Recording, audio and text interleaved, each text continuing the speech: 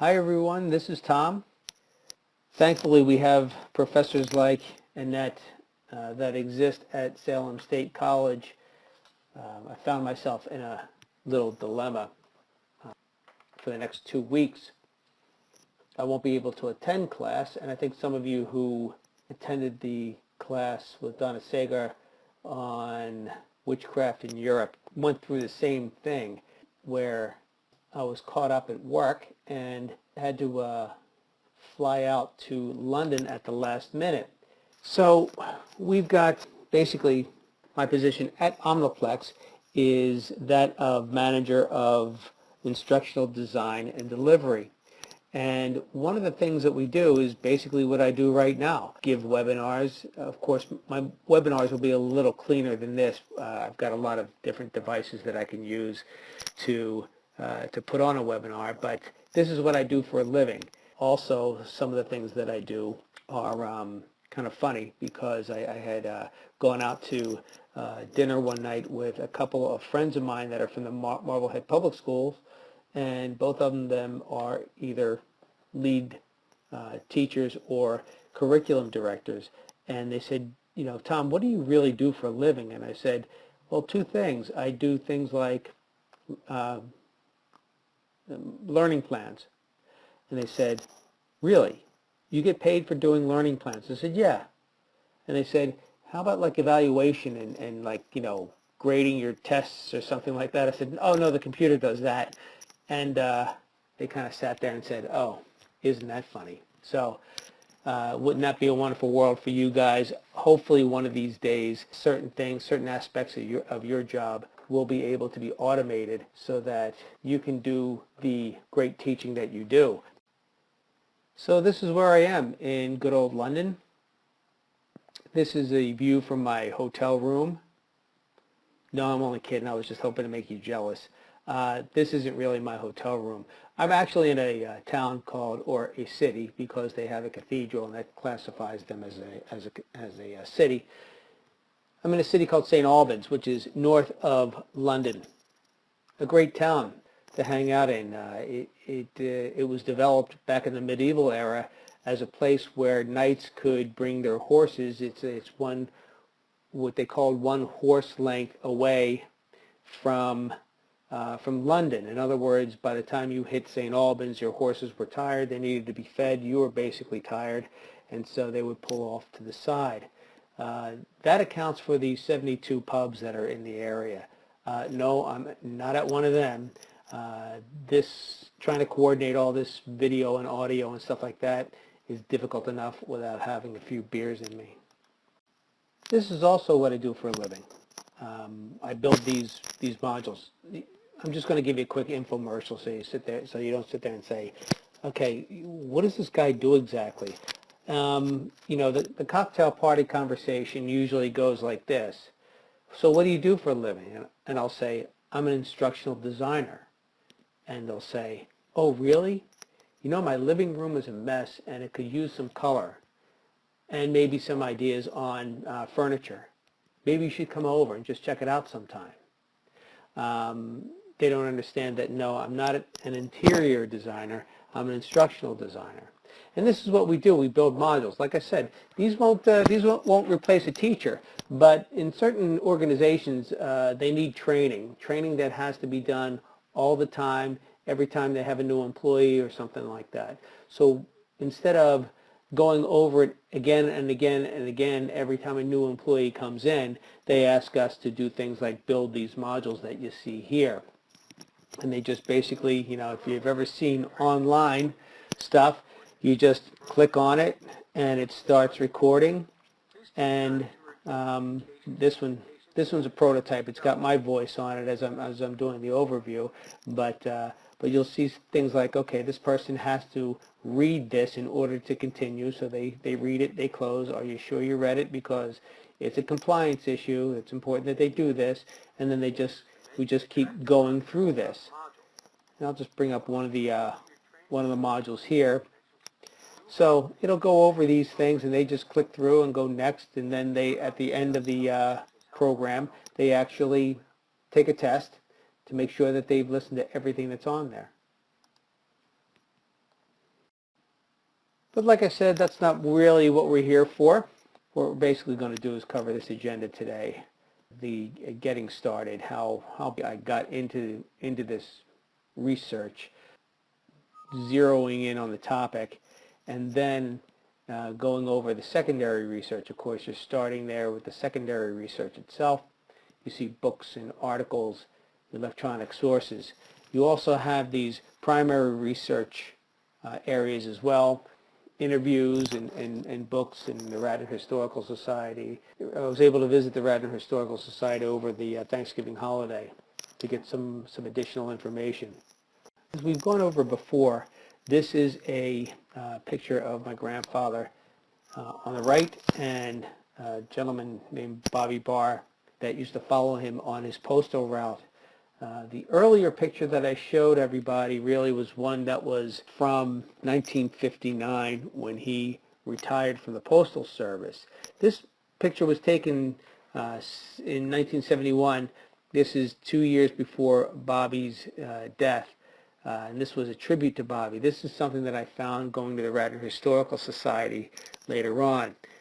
The newspaper article that I had was originally from just a family archive, and saw an interest in this. I'm also doing research on my grandfather and the opera company that he served, as well as the opera singing that he did in the area. But he was just basically, it was one of those things where you sat there and you said, okay, as I looked at this, I said I actually thought this will be just an interesting story just as it is, but soon that idea had changed.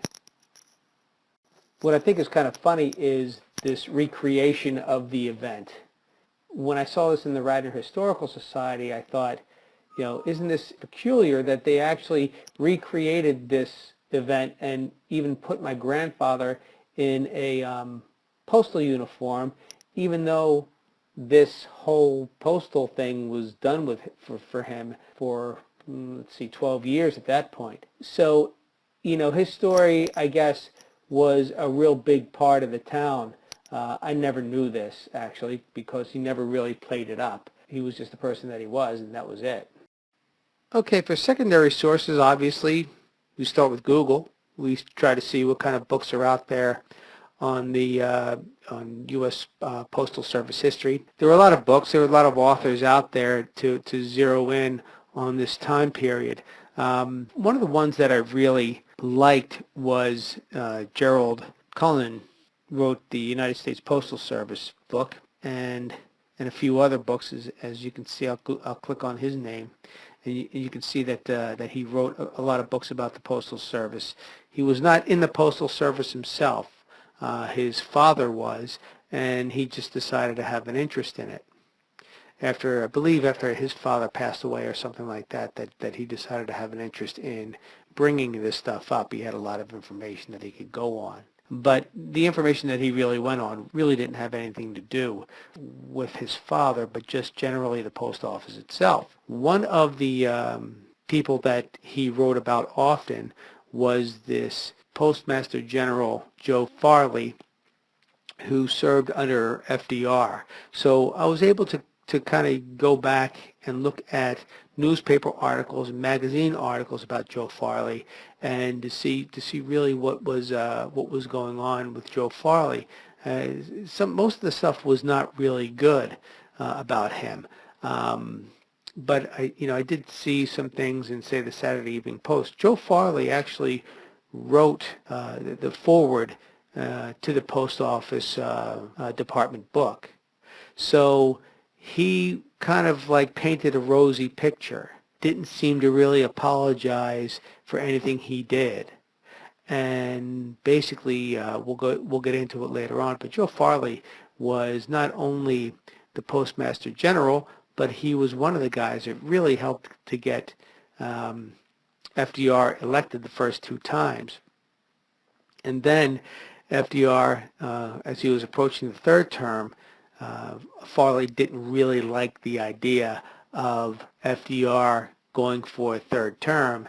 FDR didn't really like the idea that Joe Farley had anything to say about that, even though Joe Farley was the head of the Democratic National Committee, so he was speaking for that committee, and relationships between Farley and FDR chilled. Farley was a huge political person.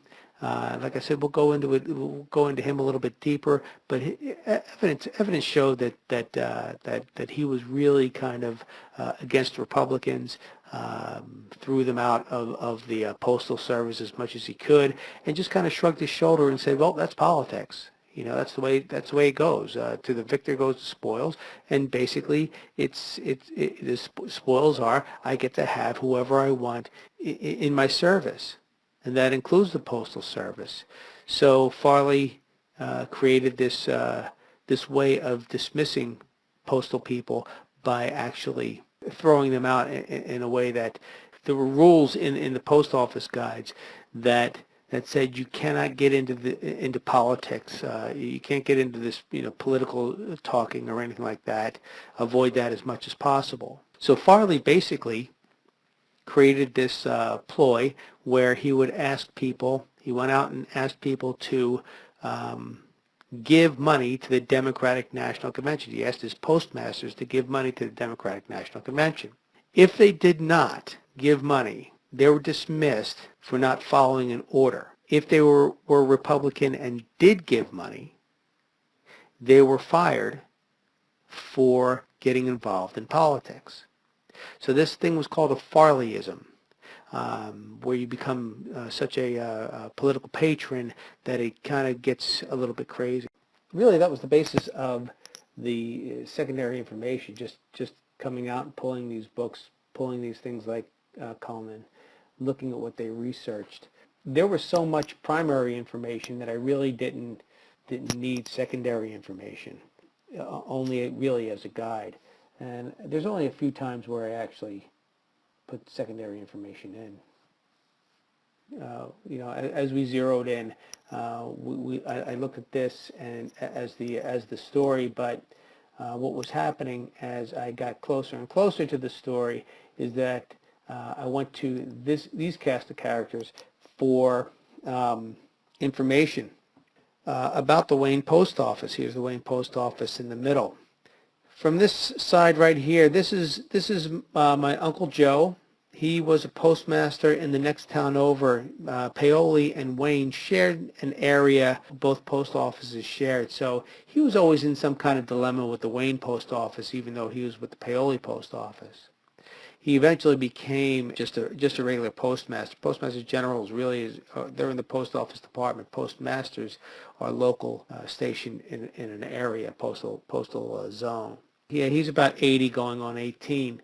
This is his wife, my Aunt Joanne. She provided a lot of information about my grandfather. I used to always ask, dinner table conversation, was there anything that really kind of, showed that he was weary of the post office department, or were there funny things to talk about?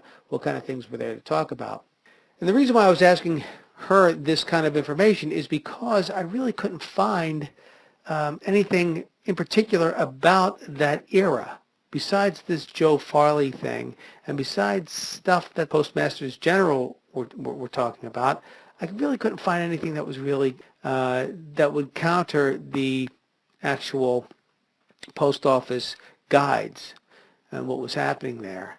As I said, the post office guides really weren't kind of changing. The rules and regulations weren't really changing. So I got information from these folks, and I wanted to see if they can come up with anything. My Aunt Joanne said basically he would come home and no big deal. He was happy to be home with his wife and kids. He'd never say anything about the life. One thing in particular she did say, and she brought out, was that he did leave the actual walking route, the letter carrying job, to become a supervisor within the post office. He only stayed a couple of months because he just, from what she said, people would not listen to him. She goes, those were the only times where she really saw that he was distressed over the job when he became a supervisor. So we kind of left it at that. And Uncle Joe kind of reiterated these kinds of things as well. He was always talking about my grandfather not really liking the supervisor position. He said he kind of liked it a bit. He went from clerk, not postal carrier, to supervisor, to postmaster. But he also said he had a lot of trouble getting things done. He had directors that were abusive. He had people under him that wouldn't listen to him. He always talked about, in a bad light, two things: unionization, okay, and then what the unions did and what the unions provided. He said they were necessary up to a certain point, but now they just simply coddle people that weren't doing their jobs and defending people that weren't doing their jobs. The other thing was automation. The automation was done to get things done quicker, but what was happening was that if you couldn't work up to the pace of the machine, a lot of the stuff would be delayed till the next day. And that's not really the way it was supposed to be. You had a bunch of mail that had to go out that day, and automation created a little bit of havoc. People just didn't catch up to it quick enough. This is my cousin Tony right here. I'll bring him to the front. My cousin Tony really, he's named after my grandfather. He left, I'd say, 10 years ago. Really a good source as well of what was happening recently. He said, as well as this gentleman here, Joseph Falcone, would say things like, "Oh, it's the postmasters that were abusive." We weren't going to work under people like that. Joe is the person that I referred to earlier, where his Facebook page shows all this stuff on it, and I'll show that to you right now. That showed all these things on it that were kind of horrific. So that's one of the things that were that we saw here. Both of these guys were giving me information against postmasters. Postmasters giving bad information against the letter carriers. Now, it's going to be interesting when I do create this paper and send it out to both Tony and my Uncle Joe. What's going to happen to those two once they read once they read the report? As mentioned before, one of the places that I visited over the Thanksgiving holiday was this Radnor Historical Society. That's where it housed a lot of information, not only about my grandfather, because he was also elected tax collector, and this was not in his own town. He decided to, obviously he knew a lot of addresses in the town of Wayne. One person was willing to give him an address, and then he mounted a campaign and won.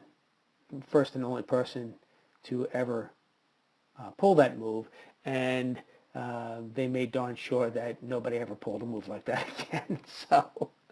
So he was a character, and there was information about that as well in there, but I didn't use that for the paper. That'll be on another day. So this was one of the areas where I was able to get more documentation about the postal workers of that time and what they did. Obviously, one of the key areas of research and getting primary documents was this U.S. Postal Service website.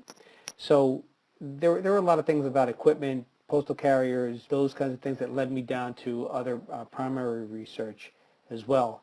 But there was good primary research here to talk about those things too. So really interesting website to go to.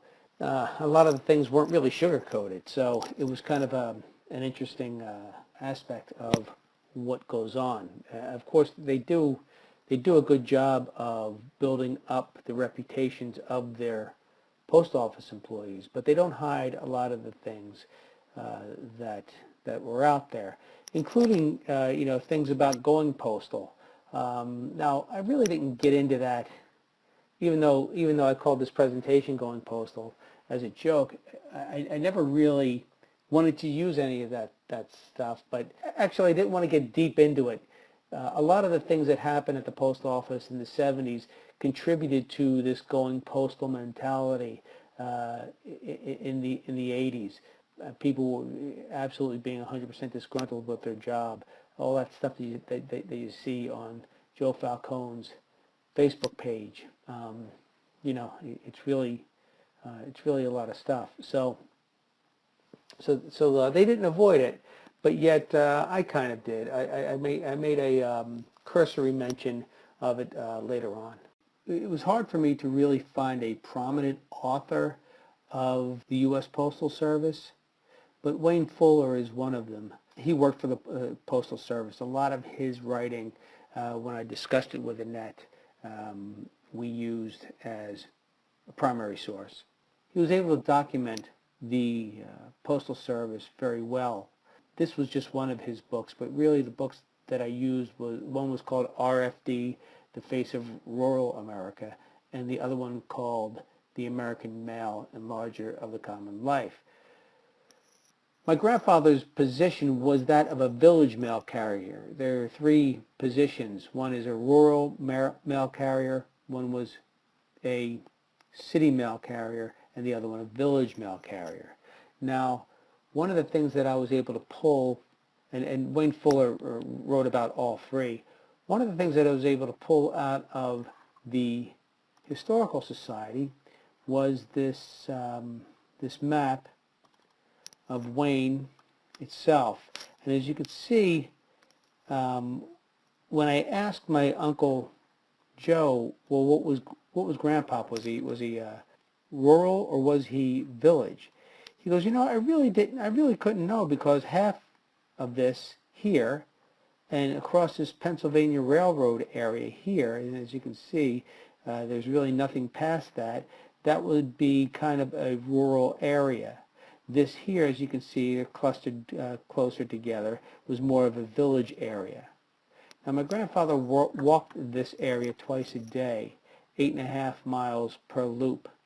And then they cut him down to once a day, and I believe it was around 14 miles per loop. So with a break, obviously with a break in between. So it was one of those things where, why go in, come in, kind of like break your stride, and go back out again, when you could basically get the mail for the day in the morning, and then go and spend the time going through the neighborhoods that way. Of course, it upset a lot of neighbors who relied on the mail twice a day and relied on it at certain times. So they had to kind of get readjusted as well. So that kind of change upset them. Another authority was Arthur Summerfield. He was a Postmaster General. I was able to find a book that he wrote. Well, actually, the indications were there was a ghostwriter, but he was telling the stories about the U.S. Mail. The title of it was U.S. Mail, The Story of the United States Postal Service. Summerfield was responsible for modernizing the Postal Service and caught a lot of grief for that. This updating of the automation that created a lot of anxiety with people who couldn't keep up.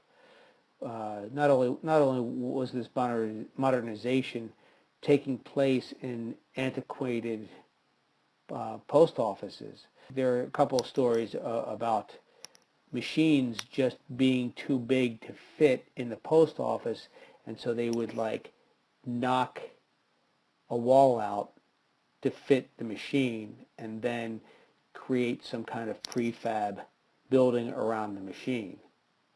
Okay, so this is the kind of things that he created, some of the upset that he created. So he was really the beginning of the modernized postal service. Was not very liked. He wasn't really liked, but a lot of things were attributed to him, and there was a lot of debt in the postal service too. He had cleared a lot of the debt. So there was the good things about his clearing the debt, and there were the bad things about him being a person who created a lot of turmoil that we see today. So that was really, this is the moment where I sit there and say, okay, let's zero in on Summerfield. Let's get the story of Farley, and then concentrate on how that affected Wayne, Pennsylvania. That's where we started to see all of the information jiving with the cast of characters that you see here. A lot of their stories really jived with what I found out about Summerfield. And then when Summerfield leaves, he leaves around the early 60s. This is when you see what he left, and the idea of modernization continued to the point of the Reorganization Act in 1970 and the subsequent strikes that happened after that, which eventually led to morale being down, which eventually led to things like going postal. After all of the research that I did, and there was a lot of bouncing around to see, do I stay in that in the pre-anxiety era of my grandfather and tell his story, or do I move it up to where these guys are, or do I kind of settle in between and say, okay, where did this when did this happen? When did this strife started happening in the Postal Service? And that's basically where I ended, and this is where I stayed in this area. Obviously, this is a micro-history. I can't speak for the whole U.S. Postal Service, but you have to take a look at things where you see these guys, sadly, you see these guys like a Joe Falcone. He shows his emotions on Facebook, and he's able to vent. Those who were not able to vent, how they caught attention for themselves by actually creating the heinous act of going in and killing their postal workers. So you have to sit there and say, okay, what was the springboard for that? So like I said, this bouncing around, it took a while. I'm going to spend a lot more time with this. National events affected one small area that went from this really neat story of where a postal worker was a part of the community. I mean, that was my original plan. Where the postal worker was a part of this community, and then all of a sudden it turns kind of sour to what we're experiencing today. But that's it. So thanks for listening, and I wish everyone a Merry Christmas, a good holiday season, and I thank everybody for listening to this. And thank you, Annette, for allowing me to put this together. Okay, everybody, good luck to you all.